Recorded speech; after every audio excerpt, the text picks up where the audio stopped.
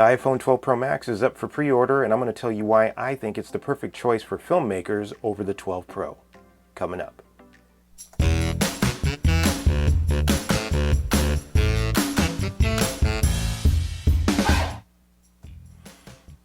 Hey guys, welcome to Made on Mobile TV, where I show you how to get the best and most professional video out of your mobile devices.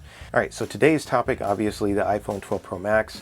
We're going to talk about the features, we're going to talk about the lenses, we're going to talk about the size and weight differences, because there are differences from the 11 Pro Max, which is what I'm shooting on right now, and the 12 Pro Max. This is the biggest release of an iPhone yet, both literally and figuratively, and we're going to go over that right now. All right, so let's talk about what this thing is.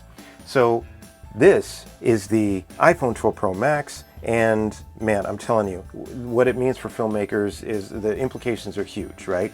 So this is not only a big phone in terms of size and weight, but you know, they've added some incredible features over the 11 Pro Max, which I find to be a great phone for filmmaking, which is what I'm talking to you on now.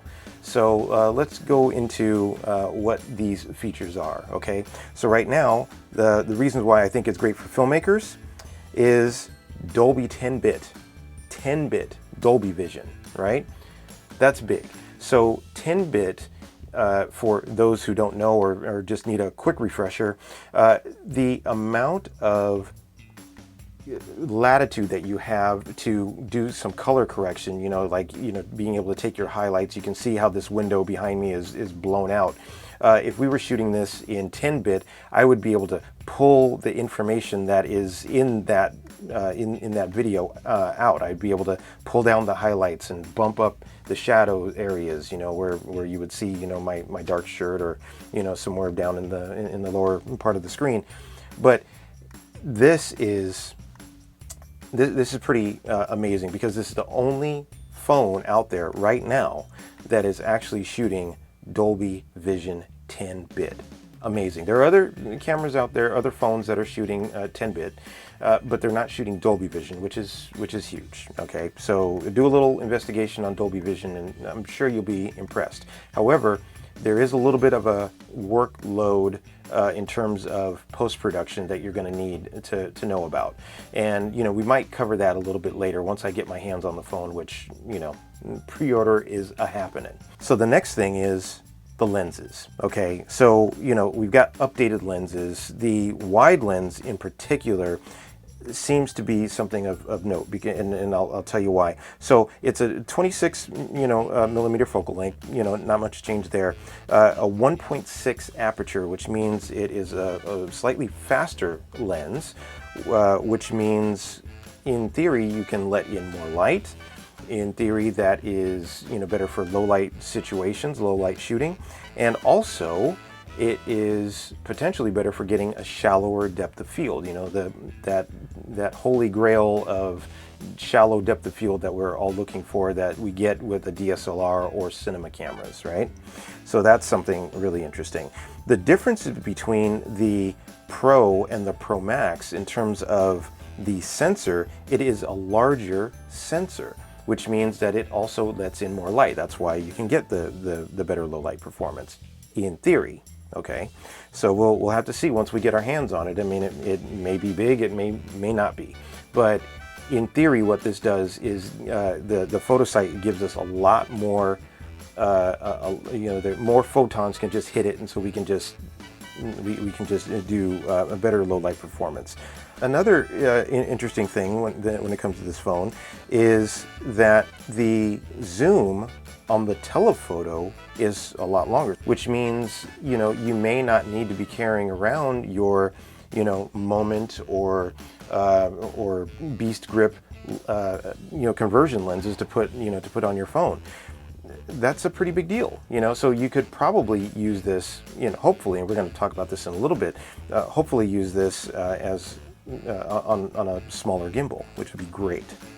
We talked about the larger sensor, so, you know, this is pictured here, and pictured, you know, this thing literally can float around inside the body, float around in the body to give you better stabilization. And that is on the wide lens only. It is not on, as far as I know, it is not on the telephoto, which would actually really be nice to have that sort of stabilization on a telephoto.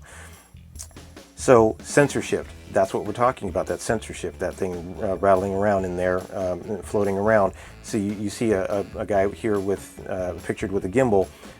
May not need the gimbal for the wide lens. So moving on to LiDAR. LiDAR, that's really interesting because focus is always an issue with these things, with these smaller sensors, you know, these smaller cameras. But when you have LiDAR, it is getting an ultra accurate representation of where, say, I am from the lens, or where the background is from the lens, or anything in the foreground, you know, that would be between me and the camera. So it would know where everything is and create a depth map in the sensors to be able to tell the software, it's like, hey, Courtney is, you know, 3 feet away from the lens exactly, or 3 feet 1 inches exactly. So it can give us a lot more accurate focus ability, which is always a good thing, especially if you're shooting on a gimbal and, you know, and your gimbal doesn't have control over the focus, and you just want to make sure that you nail tack sharp focus. So faster processors. Faster means better in everything. So there's going to be a lot of computational photography and videography going on here in the background. So this thing is going to be just chewing up bits and bytes, and to be able to shoot 10-bit, you know, in Dolby Vision, you have to have hardware that can handle it. So tons of processing power is needed for this thing. And that's great, you know, so it's going to have, you know, essentially more RAM. It's going to be faster.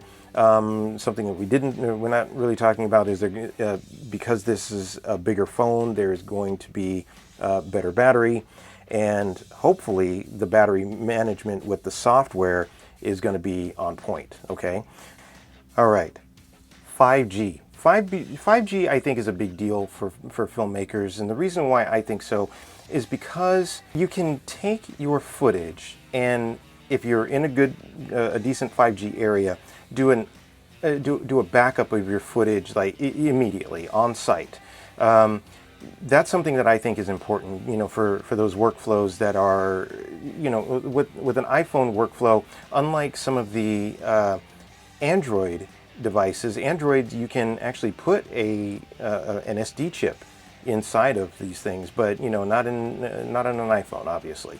So, but being able to have the ability to upload your footage as you're shooting, as you're continuing to shoot, or you know, in between setups or whatever, to back up your footage, you know, to upload it to somebody so they can start editing immediately.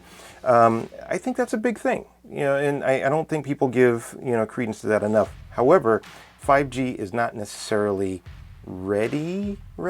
It's not accessible for everybody. It's only in certain markets, and we're talking about the millimeter wave 5G. We're talking about the super fast, you know, ultra fast 5G. Now there are different versions of 5G that are pretty spectacular for, you know, so better than a lot of cases what you would get in your home on your Wi-Fi, and that's great. So, but any markable difference in terms of speed would be awesome. So I think I'll be using 5G a lot in terms of uploading and downloading footage and all of that. So uploading footage, you know, from my iPhone to download it quickly to my iPad, which would be awesome if my iPad had 5G. Come on, Apple. All right, that's it for 5G. Next thing is size, and size matters, as we all know. So this is a larger phone, okay? Not much larger, but it is larger, you know. So it is 6.7 inches, you know, as opposed to the 11 Pro Max, which was 6.5. That doesn't seem like a lot, but it can be, because, you know, with the larger size means more weight. More weight on certain smaller gimbals can be a problem, okay?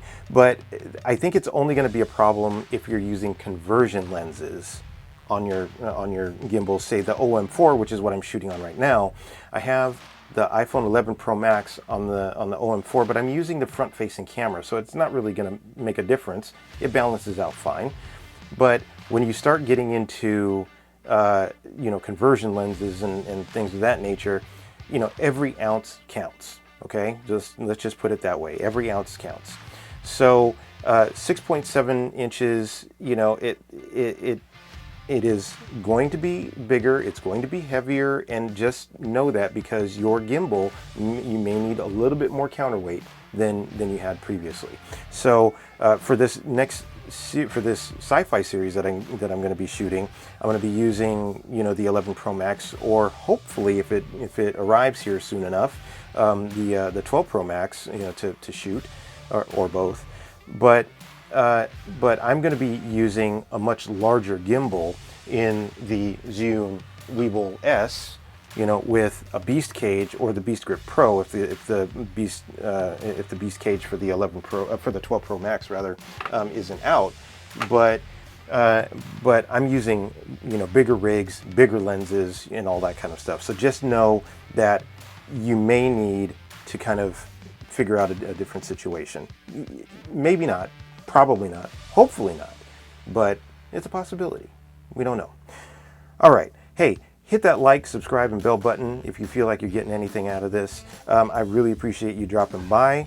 And as I always try to remind people, you don't need permission to create your vision. And you know what? You don't need a 12 Pro Max to go and create that vision. You don't need 11 Pro Max. You don't need any Max. You can take, you know, a 3-year-old cell phone and go out and shoot something incredible. The main thing is that you need to go out there and create something, okay?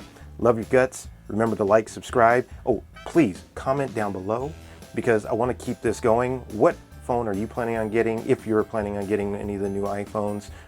Were you waiting for the 12 Pro Max? Did you go ahead and pull the trigger and get the 12 Pro? How is that working for you? Is it working? Is it not working? You know, let us know. Let's have a conversation, okay? You can hit me up on any of the socials. As a matter of fact, I'm going to put one up right now. Here's Made on Mobile TV. You can find me there. And also, you can find me at IMCGJ. I'm always there on Twitter. You can hit me up on that. Please, again, like, subscribe, and I'll see you in the next one. Peace.